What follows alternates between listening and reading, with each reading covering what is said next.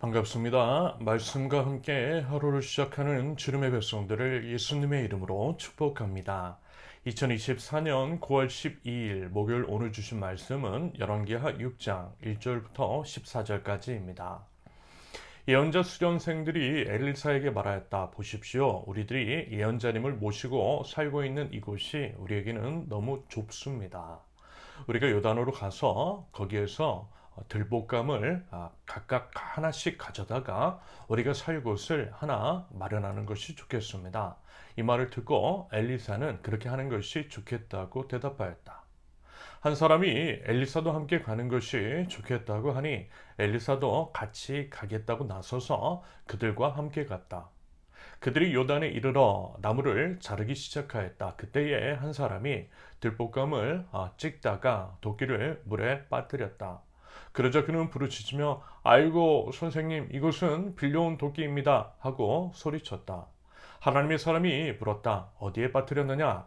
그가 그곳을 알려주니 엘리사가 나뭇가지를 하나 꺾어서 그곳에 던졌다. 그랬더니 도끼가 떠올랐다. 엘리사가 그것을 집어라 하고 말하니 그가 손을 내밀어 그 도끼를 건져내었다. 시리아 왕이 이스라엘과 전쟁을 하고 있던 무렵이다. 그가 신하들과 은밀하게 의논하며 이러이러한 곳에 진을 치자고 말하였다. 그러자 하나님의 사람이 이스라엘 왕에게 사람을 보내어 시리아 사람들이 거기에 진을 칠 곳이 이러이러한 지역이니 그곳으로 지나가는 것은 삼가라고 말하였다. 이러한 전가를 받은 이스라엘 왕은 하나님의 사람이 자신에게 말한 그곳에 사람을 보내어 그곳을 엄하게 경계하도록 하였다. 그와 같이 경계한 일이 한두 번이 아니었다. 이 일 때문에 시리아 왕은 화가 머리끝까지 나서 신하들을 불러 모아 추궁하였다. 우리 가운데서 이스라엘 왕과 내통하는 자가 없고서야 어찌 이런 일이 있을 수 있단 말인가? 신하 가운데서 한 사람이 말하였다. 높으신 임금님 그런 것이 아닙니다. 이스라엘에는 엘리사라는 예언자가 있어서 임금님에게 침실에서 은밀히 하시는 말씀까지도 다 알아서 일일이 이스라엘 왕에게 알려줍니다. 시리아 왕이 말하였다. 그가 어디 있는지 가서 찾아보아라. 내가 사람을 보내어 그를 붙잡을 것이다. 어떤 사람이 그 예언자가 도단에 있다고 왕에게 보고하였다. 왕은 곧 그곳에 기마와 병거와 중무장한 강한 군대를 보내어서 밤을 틈타 그 성읍을 포위하였다. 아멘. 오늘 주어진 본문은 두 개의 에피소드로 이루어져 있습니다. 에피소드별로 나눠서 각각 살펴보겠습니다. 먼저 1절부터 7절까지 1절을 보면 예언자 수련생들, 여러분 말씀을 드렸죠. 지금으로 말하면 신학생들, 이제 실습 전도사님 정도 될 것이라고 말합니다. 아무튼 이제 엘리사 밑에서 비유를 들자면 신학 공부를 하고 있던 신학생들이 엘리사에게 이런 요청을 하는 거예요. 그들이 묵고 있는 곳이 모두가 함께 모여서 살기에는 비좁더라는 것입니다. 그러므로 새로운 초소를 마련하는 것이 좋겠다라고 말입니다. 그러는 가운데 벌어진 에피소드입니다. 그러면서 함께 살 처소가 좁다는 지금의 진술도 그러하고요. 그 전에 이런 일들이 있었잖아요. 며칠 전에 살펴본 내용인데요. 아무리 기근이라 할지라도 먹을 것이 없어 독이 든 풀을 국으로 먹었던 것들도 그러하고요. 예언자 수련생의 아내 어떤 일 때문인지는 모르겠지만 남편이 먼저 죽고 두 자녀와 함께 남은 그 과부는 빚 독촉에 시달렸던 일을 여러분 아마 기억하실 것입니다. 각각의 경우에 엘리사는 국에 밀가루를 넣어서 독을 없애주었고요. 준비한 모든 빈 그릇에 기름을 채우게 하여서 모든 빚을 갚도록 했죠. 물론 이제 그럴 수도 있고 아닐 수도 있지만 신학생들 그리고 이제 목회자들에 대한 태도를 보면요. 그 당시 이제 영적 상황을 예측할 수 있는 것이 일부 있다라고 생각합니다. 저는요 지금도 마찬가지라고 생각해요.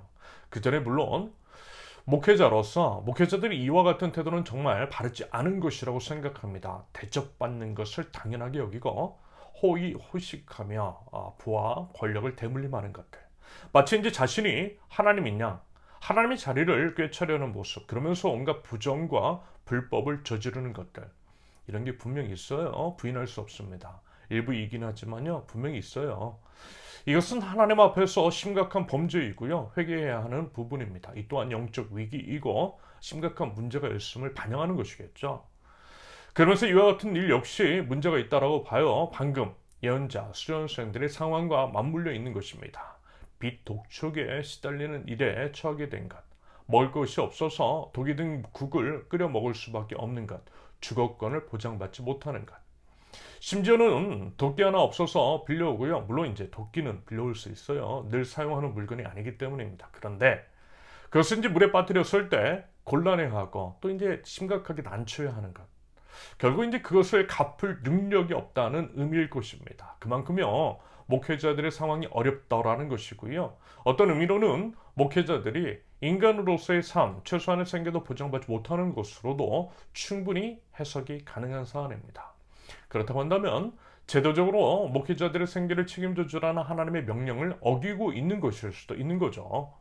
그리고 그것은 그 사회가 영적으로 무너져 있기 때문에, 다시 말해서 우상사회이기 때문에, 그래서 하나님의 법을 어기고 있기 때문에 벌어진 비극이라고 볼 수 있겠습니다. 말하자면요, 오늘 본문은 그와 같은 영적 위기의 상황, 북이스라엘의 영적 현실을 드러내 보이는 것으로 진단이 가능합니다. 그에 대한 고발일 수 있는 거죠.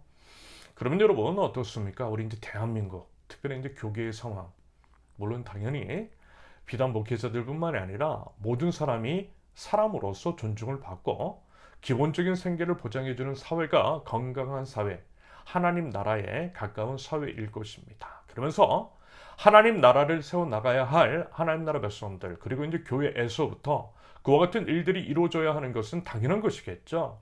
그런다고 할 때 어때요? 그래 보이지 않더라는 것입니다. 교계 안에 목회자들은 이제 소위 이중직 문제도 그러하고요. 교회 안에서 부사역자들에 대한 처우가 세상만도 못한 현실이 참으로 개탄스럽습니다. 저도요, 부사역자로서의 삶을 살아봤기 때문에 너무 잘 알아요, 이 상황을요.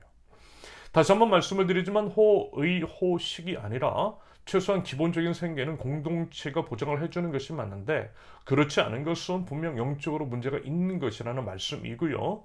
이런 것들에 비춰서 우리 자신을, 우리 교회를, 우리 교계를 되돌아볼 수 있기를 바랍니다.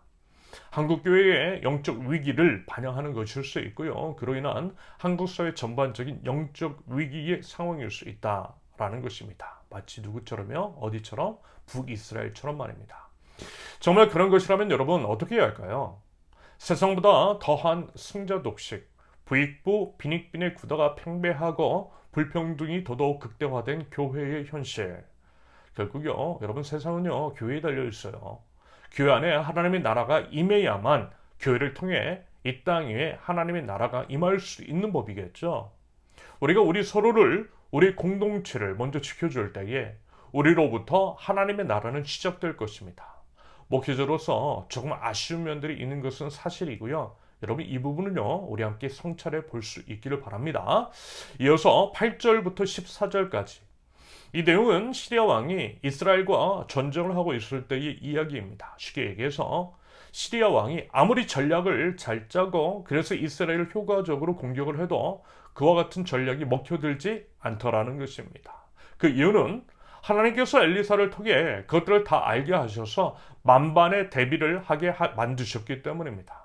결국 시리아 왕이 이 모든 것이 엘리사 때문이라는 것을 알게 되었고요. 그래서 엘리사를 잡아오라고 명령을 내렸다라고 하는 것까지가 오늘 본문의 내용 14절까지의 기록입니다. 여기서 이제 알 수 있는 것은 이런 것이겠습니다. 앞서 엘리사를 통해 도끼를 다시 떠오르게 하심으로써 도움을 주신 것도 그러하고요. 그 전에 여러 이적들을 통해 어려움에 빠진 자들을 구원해 주신 것도 그러하며 이번 엘리사를 통해 시리아의 공격으로부터 보호해 주신 것도 마찬가지라는 것입니다. 그게 뭐냐면 그럼에도 북이스라엘이 하나님을 배반하고 멀리 떠났음에도 불구하고 어떠시다고요? 돌아보시더라는 것입니다. 구원해 주시고 지켜주시더라는 거예요. 그것이 바로 우리 아버지 하나님이시고 아버지 하나님의 마음이라는 거죠. 여러분 느껴지시죠? 그리고 아마 아실 것입니다. 하나님이 우리 아버지 하나님께서 그런 분이시라는 것을 말입니다. 여러분 그 하나님을 신뢰하십시오. 그 하나님을 기대하실 수 있기를 바랍니다. 하나님은 결코 우리를 포기하지 않으시고요. 그럼에도 우리와 함께 하시며 지켜주시고 보인도하시는 주님이신 줄로 믿습니다. 우리가 해야 할 것은 그 믿음으로 하나님 앞으로 나아가고요. 다시 주님 앞에 서는 거예요. 여러분 우리 꼭 그랬으면 좋겠습니다. 아울러 우리 이웃들에게도 하나님의 그 사랑을 전할 수 있기를 바랍니다. 이것이 우리의 사명입니다. 바라기는 신실하신 우리 주님 앞에 설령 그리 아니하실지라도 우리 주님 붙들고 하나님 나라 백성다운 삶을 살아갈 줄 아는 저와 여러분들 모두가 되실 수 있기를 예수님의 이름으로 축원합니다. 함께 기도합니다. 언제나 어디서나 변함없이 그리고 포기하지 않는 사랑으로 함께 하시는 아버지 하나님, 그 하나님의 사랑과 은혜에 기대어서 아버지 하나님 앞으로 나아갑니다. 비록 어리석고 부족하고 넘어지는 저희이지만 그럼에도 끝까지 책임지시는 그 하나님을 신뢰하게 하시고 주님 앞에 다시 서게 하시며 주님께 받은 그 사랑으로 이웃을 살려내고 세워내는 하나님 나라 백성들 저희 될 수 있도록 우리 하나님 인도하여 주시옵소서. 예수님의 이름으로 기도합니다. 아멘. 하나님께서 오늘 주신 말씀과 각자의 기도 제목을 놓고 우리 잠시 기도합니다.